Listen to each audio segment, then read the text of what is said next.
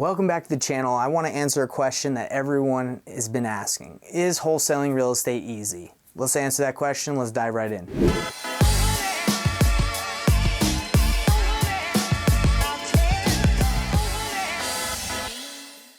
Before we answer the question, is wholesaling real estate easy? I want to invite you to my free Facebook group, Painless Flipping. It's just P-A-Y-N-E, Painless Flipping, so you can learn how to get started. There's a community for you, there's free resources, and there's a masterclass so you can learn about the painless flipping strategy. Let's dive right into this question. Is wholesaling easy? Just in general, is wholesaling the concept of wholesaling is easy. It's very easy to understand what it is, but is it easy to do? I would say it's not easy to do. I'm not gonna lie to you. You have definitely a lot of things to navigate, but one of the strategies that I use is easier than the other strategies that are being taught of traditional wholesaling. When you do traditional wholesaling, you gotta go find a lead, you gotta go negotiate it, you gotta get it at the right price, then you gotta go find a buyer within your due diligence period. If you don't find a buyer, you gotta renegotiate or cancel your contract. So it can get pretty messy, but what I teach and what I do is I actually find buyers first. I know exactly what they're looking for, and then I go look for deals that other people have under contract or other agents, and then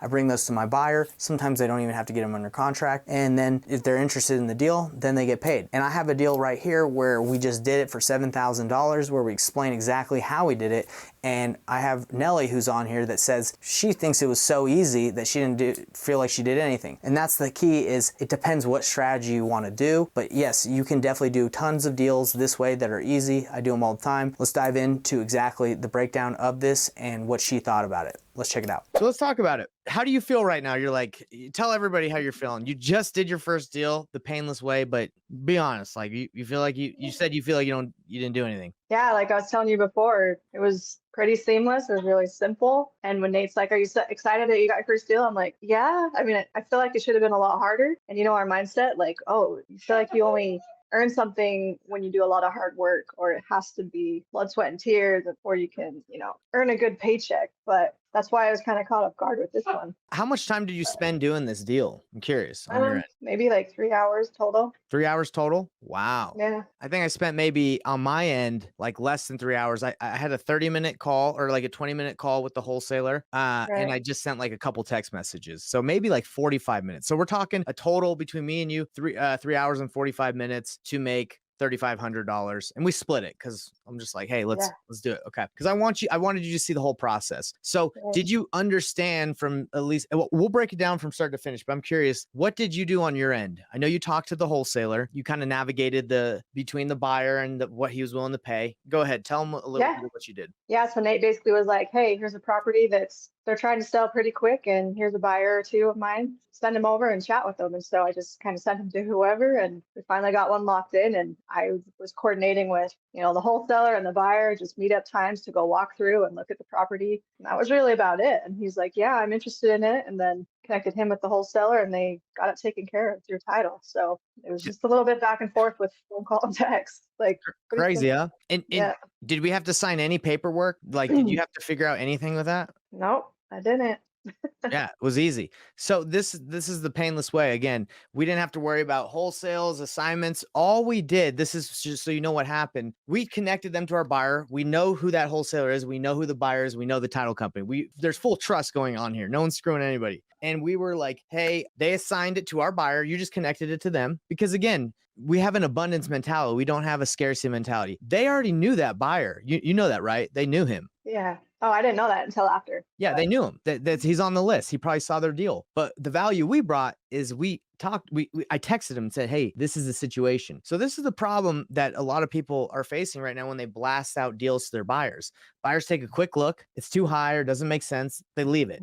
I text the buyer and I say, hey, you should take another look. I can get you a little bit better deal than what the blast is. And then I get them to look at it deeper. And then they're like, okay, yeah, this does make sense. So if you rely on a text blast or an email blast to sell your deals, you're kind of shooting yourself in the foot, because they had the buyer. And I'm not saying that they're not good at what they do. That's just how a lot of the process works. When you have multiple deals you're trying to dispo, you don't really think, okay, let me just call a couple people. You don't even know who to call. They wouldn't know to call him, even though he's on the list, right? But I do, because I know what he's looking for. I know he needs 2 more flips. I know that he's looking in that area, right? And he's always like, send me what you got. So pretty crazy, right? I know there's one thing I didn't tell you about this deal is this buyer of ours, by the way, he was out of town this weekend. So we at first were like, hey, he's not going to be able to close on this because they need the money and closing ASAP. But we kind of kept nudging him, and it actually happened. So he was like, yeah, I can make this happen. Let's do it. So on Sunday, I got a text from the wholesalers, and they're like, hey, I think we're good to go. Your guy just came through. We can probably close this today and sign paperwork. So I texted my buyer, the next day. He's like, yeah, that wasn't me that went through. There was some other guy that went and checked him out. And then the wholesalers were like, oh, I assumed it was your guy. And I assumed that they assumed that so you just want to get your facts straight with that. But it shows the integrity. I don't even know, but it showed the integrity of the wholesalers we're working with, because they're like, hey, yeah, well, we haven't sealed it up yet, and we'll still give it to you guys, when they easily could have, given it of course, somebody else. For them. So, yeah. Anyways, it's really cool to have those relationships and build that rapport, because that's what made this deal happen. Yeah, it's very gone with someone else. Of course. So, and there's always stuff like that happens. But just to wrap it up, the way you got paid and the way we got paid is we gave them our buyer, and we just said, hey, this is our buyer. We know the title company you're closing at. They assigned the contract to the buyer for $7,000, and on the contract, on the assignment fee, on the assignment contract, you know what that is, right? You have the purchase agreement, and then you assign it to the buyer with the assignment, and that gets you paid because you put your fee on there. They just said, out of the $7,000, pay Nathan Payne half. That's it. Now, if I would didn't trust them, or I was worried about it, I could sign a JV agreement and have the buyer sign it with me, and then I can assign it to them and do all this. But I was like, hey, we got this. It's all good. So I'm not telling everyone not to do that, but that's, if you trust and you work with these people before, then it's just on the assignment, just say half goes to Nathan, and the title company just wrote me a check. They just give you a referral fee. So that's simple. Yeah.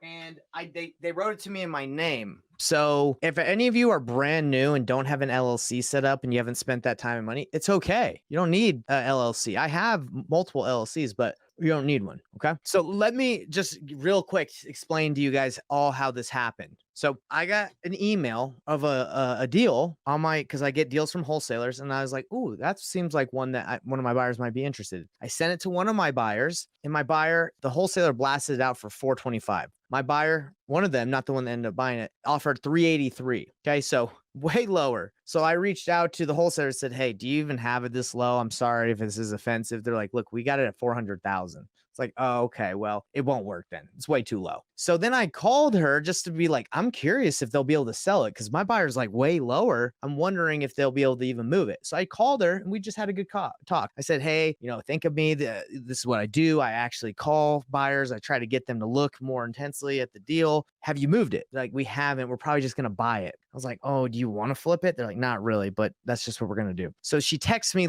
a couple days later and is like, can you try again to reach out to some more of your buyers? We just don't want to flip it. I was like, okay, let me just try one more guy that I know. I sent him one text, said, hey, this is a situation. They have it under contract for $400,000. They don't want to flip it. Thought of you. Obviously, if you want it, you got to pay a little bit more so we can get paid. And he was like, I want it. Okay, then I gave it to you, and then that's all I did. It was an email that I looked at, called her, she texted me, sent it to the buyer, he wanted it, and then I said, hey Nelly, take this the rest of the way so you can see the process. And then you texted him, said, hey, can you pay 407? He said yes. You coordinated the walkthrough, and then you connected them to the wholesaler. The wholesaler signed it, put our name for half, and all in all, $3,500. And this is a tight one, right? But this happens on $20,000 deals, $10,000 assignment fees, 50. I did one that was a $50,000 deal like this, where somebody had a buyer that he knew, and I was like, yeah, bro, freaking, I'll sign it to you. He's like, okay, 50K. But you're here and I'm here, and I'm like, wow, it wasn't very hard. Yep. So for anybody that's sitting here watching this or will watch this, not that difficult. It's unfortunate because there's so many people who like have been in this real estate game for like 4 or 5 years. They keep going to RIAs and they haven't done a deal. And I'm like, hey, look, reason why you're not doing a deal is because you don't have you're not working with the actual person that buys the deal. You're trying to like navigate and find ones and like negotiate. It's like, look, did I ever make an offer in this whole situation? No, I saw it was 425, didn't make an offer, said, what would you pay? I got a 383 offer. They made it. He came in, said he wanted it. We didn't tell him what to pay. We just said, can you do 407? He's like, yes. So no. Did you run any comps on this deal? Nope. Can you believe I don't even know what the house looks like. I didn't even look at the pictures. Didn't run a comp. The reason why I just sent it to them is because the buyer relationships I have, if it's in an area they want, and these are good wholesalers. They've done many deals. I knew this deal there wasn't terrible. So I was like, I don't even care about looking at it. Send it to them. They can let me know. So no comps, no contracts, no money spent, less like about 3 hours. Pretty dope, huh? It was pretty sweet. So I think for me, you just got to keep reaching out, keep talking to people, and it builds the momentum up. And then, I don't know, it's kind of addicting. Once you start doing it, you're like, hey, let's do more. Let's do way more, right? Because for everybody that's watching this is the issue with wholesaling in general. Everybody, and I did it too, guys. They focus on acquisitions and acquiring more properties. They're always thinking about focusing on acquiring. So once they do acquire one, they have not spent a lot of time on dispo or relationships. So they get a deal. They give themselves 4 days due diligence, 3, 14, 7, even 2 days. They blast it out. Nobody wants it or no one responds. They're screwed. They're like, oh my gosh, what do I do? I just spent all this time acquiring this deal, haven't given myself any time. They cancel the contract. I come in and I'm like, hey, I got somebody. I can get you an offer. It's probably not what you thought you were going to make. You thought you were going to make like 50K, but you did your numbers wrong or whatever. So we come in, the painless flipping method is the relationships, get the deals done when the deals are tighter. And unfortunately, they're really tight right now, because the buyers or at least in Salt Lake, they want like sick deals. So yeah, it's like a little niche. And the thing is, you'll find out in the masterclass tonight, everybody, where we're finding these deals. It's not just wholesalers. There's platforms online that you wouldn't even imagine how many deals are out there. You don't have to spend a dime. If you like this information, please like, subscribe, and hit the bell icon for more info like this.